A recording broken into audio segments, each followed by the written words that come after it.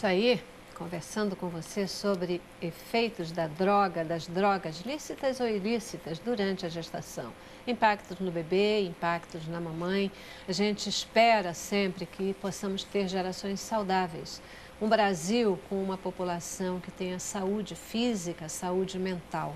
Hoje, como nossos especialistas já disseram, esse é um problema, né? O uso de drogas e os seus efeitos nas nossas crianças, que ele é cada vez mais recorrente. A gente precisa cuidar. Esse não é um problema só de quem usa, é um problema de todos nós. Nós que não consumimos, nós que temos a consciência, os outros atores desse grande universo que precisam agir para evitar, para socorrer, para ajudar quem, infelizmente, já está aí dependente de qualquer dos elementos viciantes, qualquer desses entorpecentes, né? Como é que a gente pode perceber, então, que esse bebê, ele já foi afetado? É possível perceber ainda durante a gestação? Sim. Como? Sim, porque existe o acompanhamento pré-natal e nesse ponto eu preciso ressaltar a importância do pré-natal, não só para a gestante que utiliza drogas, não, de uma forma geral. Perfeito. O pré-natal iniciado no momento certinho, no início da gravidez, e bem feito, a gestante bem acompanhada, ele tem um impacto enorme sobre a saúde materna e fetal. Então, durante esse pré-natal, a gente vai realizar os exames de sangue maternos, os exames ultrassonográficos, e a gente já consegue ter uma noção se aquele neném teve algum impacto negativo ou não sobre o consumo materno de drogas. Você vai avaliar a velocidade de crescimento intrauterino desse neném, com seus diâmetros, as suas medidas, pode avaliar a ecocardiografia fetal para ver se teve alguma malformação congênita. Você vai fazer um ultrassom morfológico com mais ou menos 22 semanas, onde você vai fazer uma análise de praticamente todos os sistemas do neném, dos rins, do coração, enfim, do cérebro, e você consegue ter uma noção sobre isso. Se esse bebê foi impactado, ele está sendo impactado, esses efeitos eles podem ser minimizados. Eu vou já chegar depois que o neném nasceu, mas ainda durante a gestação, durante a gravidez, esses efeitos eles podem ser minimizados, podem ser eliminados, ou uma vez acometidos, agora tem que se lidar com eles e cuidar. Como é que funciona? Bom, depende do impacto. Se a gente perceber que tem alguma malformação já congênita, alguma coisa que teve sua gênese já no primeiro trimestre, dificilmente a gente vai conseguir algum grau de reversão. Mas existem algumas coisas, por exemplo, o uso das drogas, pode causar alteração do sistema circulatório da placenta, e isso leva a uma insuficiência placentária. Então, o neném pode ter uma diminuição do seu crescimento, do aporte de oxigênio por conta disso. E a interrupção da droga nesse momento pode causar uma readaptação do organismo, e aí essa insuficiência, vamos dizer assim, ser revertida. Você pode normalizar essa circulação e, quem sabe, fazer o neném crescer de forma mais adequada. Depende, como eu falei, do impacto. Do nível de impacto que já aconteceu. Né? Exato. E aí o bebê nasce. E momento mágico. Momento mágico, né? Muitas vezes a família nem se dá conta de que havia algum consumo de droga, alguma questão. Como perceber que esse bebê ele foi afetado? E como o nosso tema é a questão das drogas, como perceber que ele foi afetado por essa questão de drogas? É possível se detectar a partir dali? O que fazer? Quer responder? Bom, na verdade, assim, o neném, muitas vezes, como você falou, a gente fica numa saia justa que a gente não tem a informação sobre o consumo. Ou então a mãe chega para você no cantinho e fala: doutor, eu usei maconha, eu fumei. E é muito importante que a gestante traga, ou até a família traga isso para a gente, porque qualquer criança que foi submetida intraútero, foi exposta a alguma substância, ela deveria ficar em observação para sintomas, como o Leonardo mesmo falou, que a gente chama de síndrome de abstinência. Tá? Existem as malformações que são gritantes, elas estão ali na sua cara, que você consegue reconhecer, mas às vezes Não. Às vezes é um neném que nasce aparentemente saudável, com ótima vitalidade e ao longo das horas, como ele saiu daquele organismo que estava provendo droga para ele, ele vai entrar na carência daquela droga. E é isso que gera a chamada síndrome de abstinência. E às vezes esse neném já está no alojamento, no berçário junto com a mãe, ou já está até em casa e a gente não consegue reconhecer. Então, como eu falei, primeira coisa é a família ou a gestante trazer a informação para a gente para que a gente possa observar, intervir de alguma forma sobre o cuidado desse neném. Como que a família pode ajudar? Como que o pai dessa mulher que está grávida e que consome, como ele pode ajudar, como ele pode participar de um processo como esse? Esse aspecto da informação, eu acho que é essencial. Isso que o Robson falou da gestante ou da família, poder sinalizar para a equipe ou para a instituição onde essa gestante está sendo acompanhada de que existe esse consumo, isso é fundamental. Esse é o primeiro passo. O primeiro passo é a confiança, quer dizer, estabelecer uma relação de confiança onde se entende que isso é um problema, e que precisa de acompanhamento médico, né? Para além da questão de culpabilização, não é?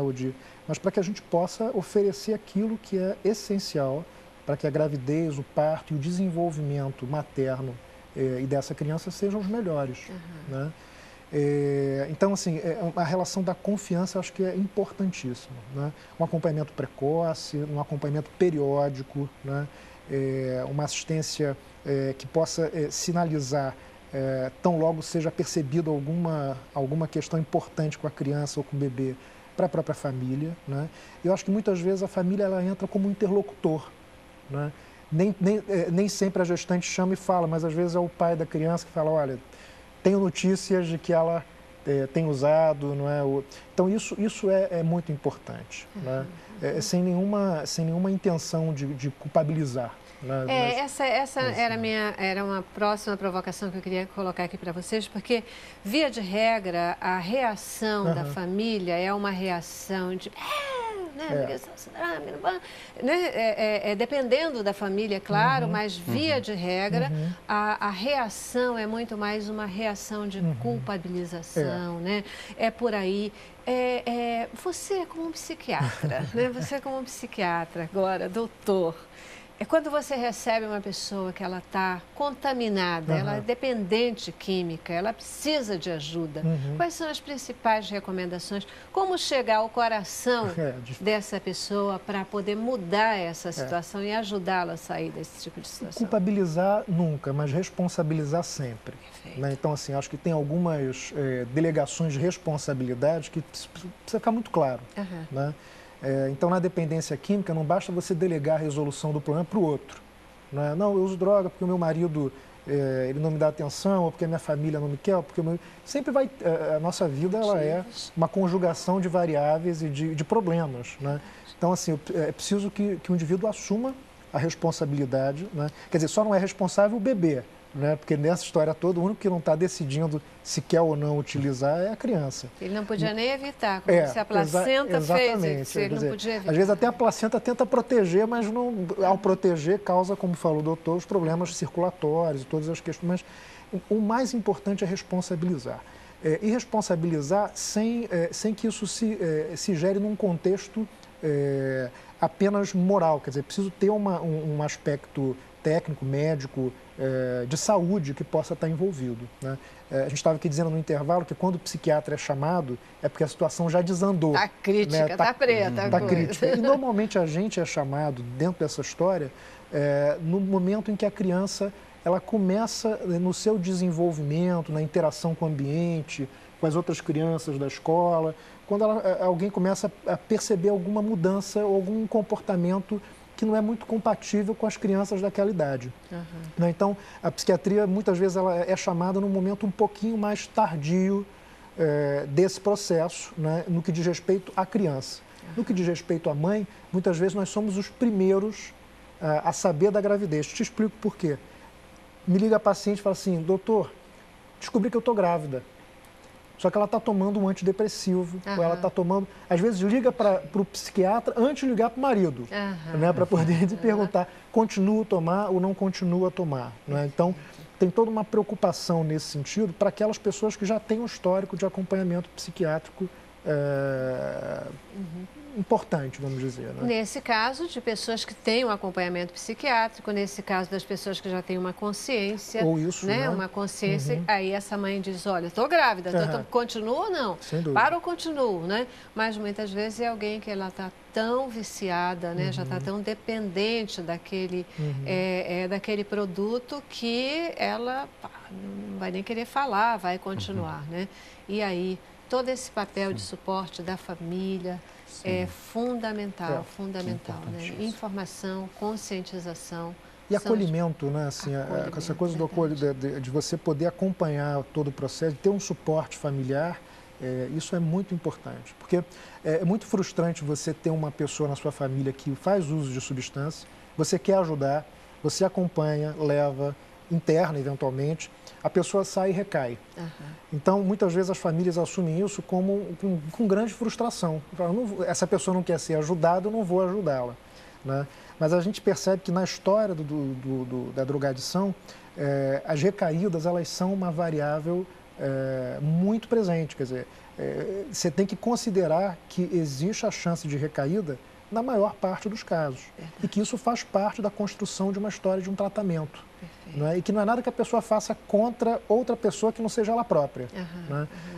Mas geralmente as famílias elas tomam isso como um elemento, vamos dizer assim, de alguém que não quer ser ajudado. Né? É interessante porque, assim, né, essa frase, a pessoa ela não quer ser ajudada, então paciência, muito comum, eu estou desistindo. Mas no duro, essa pessoa, ela quer ser ajudada, sim. Ela não consegue ser. Ela não consegue se disponibilizar, ela não consegue sair daquele estado, né, e pedir ajuda. E é muito complexo, é uma linha muito tênue mesmo, porque não tem jeito, essa pessoa vai precisar querer, né, mas a dificuldade de chegar lá, ela realmente é muito grande, né? Mas a gente não pode desistir. Eu estou entendendo que essa é a mensagem que você está deixando aqui para a gente. Né? Muito bem, olha só, o nosso tempo já se foi, né? Eu já vou aí para o nosso último intervalo. Eu vou para o intervalo e volto aqui para as nossas considerações finais, tá bom? Vamos lá. Cabeça pra cima.